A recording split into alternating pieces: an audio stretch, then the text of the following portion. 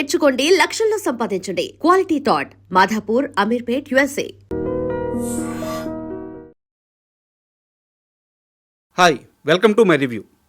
అఖండ 2 చాలా ఇబ్బందుల తర్వాత ఈ సినిమా ప్రేక్షకుల ముందుకు వచ్చింది. అండ్ ఫైనల్గా మూవీ ఎలా ఉంది అంటే నాకు నచ్చలేదు. నిజమే, అఖండ 2 నాకు నచ్చలేదు. ఇక్కడ మొహమాటం లేదు, దాచేది లేదు, చాలా క్లియర్గా చెప్తున్నాను. అఖండ 2 నాకు నచ్చలేదు. అయితే కారణం ఏంటి, ఎందుకు నచ్చలేదు, ఇలాంటి అన్ని విషయాలను ఇప్పుడు క్లియర్గా తెలుసుకుందాం. క్లాస్లో ఒక టాపర్ ఉంటాడు. వాడి పేపర్ కరెక్షన్ చేసేటప్పుడు టీచర్కి అతని మీద ఒక నమ్మకం ఉంటుంది. ఆ పేపర్లో ఏమన్నా సరే, అతను ఏమి రాసినా సరే, అతను టాపర్ కాబట్టి టీచర్ వాడికి ఇన్నో మంచి మార్క్స్ వేస్తూనే పోతుంటారు. సరిగ్గా టాలీవుడ్లో కూడా బాలకృష్ణ, బోయపాటి కాంబినేషన్ ఇలాంటి ఒక టాపర్ కాంబినేషనే. వీరిద్దరి సినిమాల్లో ఏమాత్రం చిన్న మ్యాజిక్ జరిగినా సరే నెత్తిన పెట్టుకొని మోయడానికి ఆడియన్స్ రెడీగా ఉంటారు. వీరి కాంబినేషన్ ఆడియన్స్కి అంత ఇష్టం, అంత నమ్మకం కూడా. మామూలుగా మేకర్స్కి ఒక యాక్సెప్ట్నెస్ అనేది చాలా అవసరం. బట్ బోయపాటి, బాలయ్య ఈ కాంబినేషన్ అనౌన్స్ అయిన ఫస్ట్ డే నుంచే ఆ యాక్సెప్ట్నెస్ వచ్చేస్తుంది. సినిమా బాగుంటే చాలు భుజాల మీద మోయడానికి కొన్ని లక్షల మంది ఫ్యాన్స్ రెడీగా ఉంటారు. అలాగే సినిమాలో ఎంతో కొంత మ్యాజిక్ జరిగినా మంచి మార్క్స్ వేద్దామని ఆడియన్స్ రెడీగా ఉన్న ఈ సమయంలో బోయపాటి ఒక తెల్ల పేపర్ ఇచ్చేశాడు. అసలు ఏమీ రాయలేదు, ఎలాంటి మార్క్స్ వేయడానికి స్కోపే లేదు. బోయపాటి, బాలయ్య సినిమాలో లాజిక్స్ గురించి మాట్లాడేంత సాహసం అయితే నేను చేయను. సినిమా అన్నాక ఎమోషన్ ఉండాలి కదా, ఎంగేజింగ్ సీక్వెన్స్లు ఉండాలి కదా. బాలకృష్ణ లాంటి మాస్ హీరో ఫైట్స్ చేస్తుంటే ఆడియన్స్కి పూనకాలు రావాలి కదా. లాజిక్ లేకపోయినా ఏదో ఒక మ్యాజిక్ అయితే జరగాలి కదా. అన్నిటికీ మించి బాలకృష్ణ లాంటి మాస్ హీరో ఉన్నాడు, ఇద్దరు హీరోలు ఉన్నారు, వాళ్ళకి స్క్రీన్ స్పేస్ దొరకాలి కదా. బ్యాడ్ లక్ ఏంటంటే అఖండ 2లో ఇవేవీ జరగలేదు. ఫస్ట్ హాఫ్ విషయానికి వస్తే అఖండ క్యారెక్టర్ ఏంటో, అతను ఏం చేయగలడో మనం అఖండ 1లోనే చూస్తున్నాం. కానీ అఖండ 2లో బోయపాటి అనవసరంగా క్యారెక్టర్ ఎస్టాబ్లిష్మెంట్ కోసం, స్టోరీ ప్రోగ్రెషన్ కోసం అనవసరమైన సీన్లు చాలా పెట్టేశారు. చాలా క్యారెక్టర్స్ వస్తుంటాయి, పోతుంటాయి, మనం ఎంగేజ్ అవ్వం, కథ ముందుకు పోదు, కథలో ఒక ఫ్లో ఉండదు. మరోవైపు బాలకృష్ణ అసలు ఎక్కడా కనిపించడు. మొదటి బాలకృష్ణ కనిపించడు, రెండో బాలకృష్ణ కనిపించడు. అసలు సినిమాలో ఏం జరుగుతుంది తెలుసుకునే లోపల గంట సినిమా అయిపోద్ది. ఈ గంట లోపల ఆడియన్ ఒక్క దగ్గర కూడా ఎంగేజ్ అవ్వడు. అండ్ ముఖ్యంగా ఈ సినిమాలో పెద్ద బాలకృష్ణ ఒక పాటకి, ఒక ఫైట్కి మాత్రమే పనికొచ్చారు. నిజానికి ఈ క్యారెక్టర్ లేకపోయినా సినిమాకి కానీ కథ ఫ్లోకి కానీ ఎలాంటి ఇబ్బంది ఉండేది కాదు. ఈ క్యారెక్టర్ని అనవసరంగా వేస్ట్ చేసేశారు. అండ్ చాలా ప్లే తర్వాత డిఆర్డిఓ సీక్వెన్స్ ప్లే అవుద్ది. ఆ సీక్వెన్స్ ఏది కూడా ఎంగేజింగ్గా లేదు, అండ్ ముఖ్యంగా నమ్మబుద్ధిగా లేదు. మనం ముందే చెప్పుకున్నాము, డిఆర్డిఓ సీక్వెన్స్ కానీ లేకుంటే ఆ వైరస్ సీక్వెన్స్లు కానీ ఎక్కడా కూడా ఆకట్టుకోవు అంటే సీన్లు గొప్పగా లేవని కాదు, గొప్పగా తీయలేదని కాదు. బాలకృష్ణ ఎక్కడా కనిపించడం లేదు. సగటు తెలుగు సినిమా మాస్ ఆడియన్ థియేటర్కి వెళ్ళి బాలకృష్ణ లాంటి హీరోని చూద్దామని చెప్పి రాత్రి 10 గంటలప్పుడు, రాత్రి 1 గంటప్పుడు థియేటర్లో కూర్చొని ఉంటే బాలకృష్ణ కనిపించకుండా ఏదేదో కథ నడుచుకుంటూ పోతుంటే అది కూడా బోయపాటి సినిమాలు. సో ఆడియన్ ఎక్కడ ఎంగేజ్ అవుతాడు? అఖండ 2లో జరిగిన పొరపాటు ఇదే. ఇక్కడే సినిమా ట్రాక్ తప్పేసింది. ఇక కుంభమేళాలో ఆ సీక్వెన్స్ మొత్తంలో కొన్ని ఒరిజినల్ షాట్స్ కనిపిస్తాయి. ఇక్కడ మాత్రం బోయపాటిని ఒక మేకర్గా మాత్రం ఖచ్చితంగా అభినందించి తీరాల్సిందే. బోయపాటికి సాధ్యమయ్యే షాట్స్ అవి, ఇంకా మరి ఏ మేకర్ కూడా వాటిని కనీసం కన్సీవ్ చేయలేరు. సో ఇక్కడ బోయపాటికి ఫుల్ మార్క్స్ పడతాయి.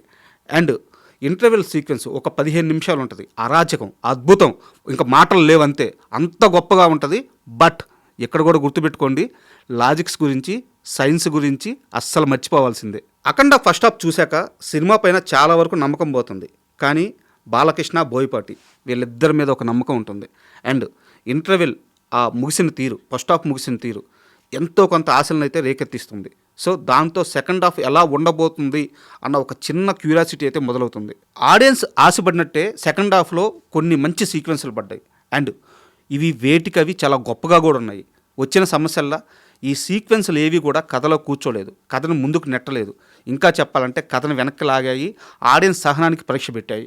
అక్కడ కొన్ని కోట్ల మంది ప్రాణాలతో పోరాడుతూ ఉంటారు. ఇక్కడ ఆ వైరస్కి సంబంధించిన డ్రగ్ బాలకృష్ణ కాపాడుతూ ఉంటారు. సో ఆ డ్రగ్ బాలకృష్ణ చేతిలో ఉంది, పాప చేతిలో ఉంది, వీళ్ళు వెళ్ళి వాళ్ళకి ఇచ్చేస్తే వాళ్ళు బతుకుతారు. ఆడియన్స్ మైండ్ సెట్ మొత్తం దీన్ని ఆడిటోరియం 3 అంటారు. ఆడిటోరియం 3 అంతా కూడా వాళ్ళు ఎక్కడ బతుకుతారు, వాళ్ళని ఎప్పుడు బతికిస్తారు, వాళ్ళు ఎలా సేవ్ అవుతారు, ఈ మైండ్ సెట్తో ఉంటే ఇక్కడ బాలకృష్ణ అఖండ క్యారెక్టర్ అనమాట. ఇక్కడ వచ్చేసి లెక్చర్స్ ఇస్తూ ఉంటుంది. అంటే గొప్ప సీన్లే, సనాతన ధర్మం గురించి, హిందూ దేవుళ్ళ గురించి చాలా గొప్ప సీన్లే. కానీ ఆడిటోరియం 3 అంతా కొన్ని లక్షల మంది, కొన్ని కోట్ల మంది ప్రాణాలతో ఫైట్ చేస్తున్నప్పుడు, ప్రాణాలు పోతున్నప్పుడు సగటు తెలుగు సినిమా హీరో మాటలు చెప్పకూడదు, చేతలతో వాళ్ళందరినీ కాపాడాలి. దాని తరువాతే ఇంకా ఏదైనా. ఇక్కడ బోయపాటి పూర్తిగా ట్రాక్ తప్పేశారు. అండ్ ఇక విలన్గా నటించిన ఆది పినిశెట్టి గురించి ఎంత తక్కువ మాట్లాడుకుంటే అంత మంచిది. ఎందుకంటే ఈయన ఫ్లాష్ మ్యాన్లా అలా వచ్చి ఇలా హీరో చేతిలో చనిపోయి అలా మాయమైపోతాడు. సో ఆది పినిశెట్టి ఎప్పుడు వచ్చాడు, ఎందుకు వచ్చాడు, ఎందుకు చనిపోయాడు ఎవరికీ అర్థం కాదు. ఇంత లాజిక్లెస్ ప్లేలో కాస్త ఉపశమనం ఏంటంటే అమ్మ సెంటిమెంట్. ఆ అమ్మ సెంటిమెంట్ సీక్వెన్స్ అంతా కూడా ఏకంగా శివుడే రావడం, అమ్మతనం గురించి, శివతత్వం గురించి కొన్ని గొప్ప డైలాగులు పడడం, ఆ ఎమోషన్ క్యారీ అవ్వడం, ఖచ్చితంగా ఇక్కడ ప్రతి ఆడియన్స్ సినిమాతో ఎంగేజ్ అవుతాడు. అండ్ ఇది పెద్ద రిలీఫ్ కూడా. అమ్మ సెంటిమెంట్ పండాక ఇకనైనా అఖండ 2 ట్రాక్ ఎక్కిందని మనం కాస్త సంతోషపడే లోపల ఆ సంతోషాన్ని కూడా మిగల్చడు బోయపాటి. అఖండాన్ని ఏకంగా ఒక దేశం మీద యుద్ధానికి పంపిస్తారు. వాళ్ళ దగ్గర యుద్ధ ట్యాంకర్లు ఉంటాయి, గన్స్ ఉంటాయి, కావాల్సిన అన్ని ఆయుధాలు ఉంటాయి. బట్ అఖండ మాత్రం ఒంటి చేత్తో బార్డర్ దాటి చొక్కా నలగకుండా, చెమట పట్టకుండా కొన్ని వేల మంది సైన్యాన్ని చంపేసి అక్కడ కూడా వాళ్ళకి ఒక క్లాస్ బీకి హాయిగా అలా నడుచుకుంటూ వస్తారు. సినిమాలో ఈ హోల్ ఎపిసోడ్ గురించి ఎంత తక్కువ మాట్లాడుకుంటే అంత మంచిది. అయితే ఈ సినిమా మొత్తం మీద ఖచ్చితంగా మెచ్చుకోవాల్సింది ఎవరినంటే బాలకృష్ణ గారినే. ఆయన ఏజ్ అందరికీ తెలుసు. అండ్ సినిమా కోసం ఆయన పెట్టే ఆ కమిట్మెంట్ ఎలా ఉంటుందో కొత్తగా ఎవరు చెప్పాల్సిన అవసరం లేదు. అఖండ 2 కూడా ఆయన అదే చేశారు. స్క్రీన్ పైన ఆయన పడుతున్న కష్టం, ఆ గెటప్ అండ్ ఆ కమిట్మెంట్ ఇవన్నీ చూస్తుంటే ఒక డైరెక్టర్కి ఏం కావాలో అది ఇవ్వడంలో 100% ఆయన సక్సెస్ అయ్యాడని చెప్పుకోవచ్చు. ఇక బోయపాటి సినిమాలో ఒక 100 మందికి పైగా క్యారెక్టర్ ఆర్టిస్టులు ఉంటారు. వాళ్ళందరి గురించి మాట్లాడుకోవడం సాధ్యం కాదు కాబట్టి మనం దాన్ని స్కిప్ చేసేద్దాం. ఇక సినిమాని బతికించడానికి తమన్ చాలా వరకు కష్టపడ్డాడు. బట్ అండ్ ఈ సినిమా విషయంలో నిర్మాతలని మెచ్చుకొని తీరాలి. వాళ్ళ ధైర్యానికి హ్యాట్స్ ఆఫ్. అండ్ ఇక ముఖ్యంగా బోయపాటి మాస్ సీన్స్ తీయడంలో నోట్ చేసి పెట్టుకోండి, సౌత్ ఇండియాలో కాదు ఇండియాలోనే ఈయన్ని మించిన డైరెక్టర్ లేడు. కానీ వచ్చిన సమస్యల్లా కథ పేపర్ మీద పెట్టడంలో, కథ పేపర్ మీద ఉన్నప్పుడు ఇంకాస్త శ్రద్ధ పెట్టుంటే ఈరోజు అఖండ 2 ఫలితం మరోలా ఉండేది. ఫైనల్గా అఖండ 1లో ఒక అఘోరా ధర్మాన్ని కాపాడుతాడు, దేవాలయాల్ని బాగు చేస్తాడు, జనాల్లో ఒక చైతన్యం తీసుకొస్తాడు. ఇది ఒక అఘోరా చేయాల్సిన పని, చేయదగ్గ పని. కన్విన్స్ అయ్యారు ఆడియన్స్. దీంతో ఒక ఫ్రీ ఫ్లో ఎమోషన్ ఆటోమేటిక్గా అఖండ 1లో ఎస్టాబ్లిష్ అవుతూ వెళ్ళిపోయింది. అక్కడ బోయపాటి ఏ సీన్ తీసినా పండింది, ఏ సీక్వెన్స్ రాసుకున్నా పండింది, ఏవి చేసినా ఆడియన్స్ యాక్సెప్ట్ చేశారు. బట్ అఖండ 2 విషయానికి వస్తే అఘోరా ఒక దేశంతో యుద్ధం చేస్తాడు, లాజిక్లెస్. అఘోరా ఒక ప్రధానమంత్రి చేయలేని పనిని చేస్తాడు, లాజిక్లెస్. అఘోరా ఒక దేశ సైనికులు చేయలేని పని చేస్తారు, లాజిక్లెస్. ఇక్కడ ఎక్కడా కూడా నేను బోయపాటి బాలకృష్ణ సినిమాలో లాజిక్ మిస్ అయిందని చెప్పి పర్టికులర్గా వేలెత్తి చూపించట్లేదు. తీసే షార్ట్స్లోనో సీన్స్లోనో లాజిక్ మిస్ అయినా ఏం పర్లేదు. కానీ కథలో లాజిక్ మిస్ అయితే పూర్తిగా ఆ ఎఫెక్ట్ అంతా సినిమా మీద పడుతుంది. యాజ్ ఎ మేకర్గా ఇది ప్రాథమిక సూత్రం. దీన్ని తెలుగు సినిమా ఇప్పుడైతే పట్టుకుంటుందో అప్పుడే తెలుగు సినిమాకి సక్సెస్ రేట్ పెరుగుద్ది. సో ఇక్కడ బేసిక్ ప్లాట్ పాయింట్లోనే తప్పు జరిగిపోయింది కాబట్టి దాని ఎఫెక్ట్ అంతా సినిమా పైన పడింది. బోయపాటి చాలా అద్భుతమైన షాట్స్ తీశారు. నిజానికి ఇప్పటి వరకు తెలుగు సినిమాలో ఇలాంటి మాస్ షాట్స్ మనం చూసి కనీసం ఊహించుకోవడము, అలాంటి షాట్స్ పడ్డాయి. బాలకృష్ణ కూడా అదే స్థాయిలో కష్టపడ్డారు. కానీ ఈ కష్టం అంతా కూడా కథలో ఒక ఫ్రీ ఫ్లో ఎమోషన్ లేకపోవడం వల్ల బూడిదలో పోసిన పన్నీర్ అయిపోయింది. ఆ ఫలితం మొత్తం ఇప్పుడు సినిమా మీద పడింది. సో ఫైనల్గా నాకు అఖండ 2 నచ్చలేదు. బట్ ఇది నా రివ్యూ. మీరు సినిమా చూడండి, మీకు నచ్చచ్చు, మీ ప్రాస్పెక్టివ్ వేరుగా ఉండొచ్చు. మీరు సినిమా చూశాక మీ అభిప్రాయాలు కామెంట్స్ రూపంలో తెలియజేయండి. And thank you. జై Balayya. And for more videos, Please subscribe to iDream. Please subscribe to iDream. Please subscribe iDream. And please subscribe to iDream.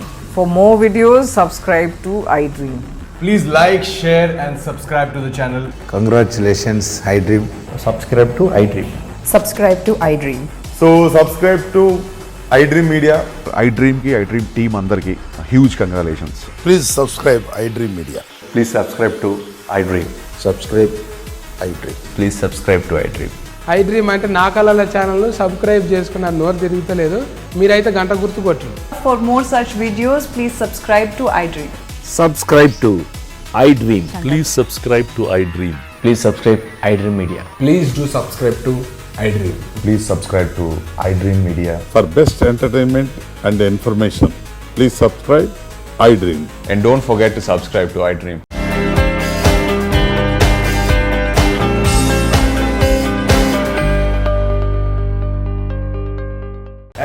more videos, Please subscribe to iDream. Please subscribe to iDream. Please subscribe iDream. And please subscribe to iDream. For more videos, subscribe to iDream. please like, share, and subscribe to the channel. Congratulations, iDream. Subscribe to iDream. Subscribe to iDream. So subscribe to iDream Media. iDream ki iDream team అందరికి huge congratulations. Please subscribe iDream Media. Please subscribe to iDream. Subscribe iDream. Please subscribe to iDream. iDream అంటే నా కళల ఛానల్ను subscribe చేసుకున్న నోరు తిరుగుతలేదు మీరైతే గంట గుర్తు కొట్టండి. For more such videos, please subscribe to iDream. Subscribe to iDream. Please subscribe to iDream. Please subscribe iDream Media. Please do subscribe to iDream. Please subscribe to iDream Media. For best entertainment and information, please subscribe iDream. And don't forget to subscribe to iDream.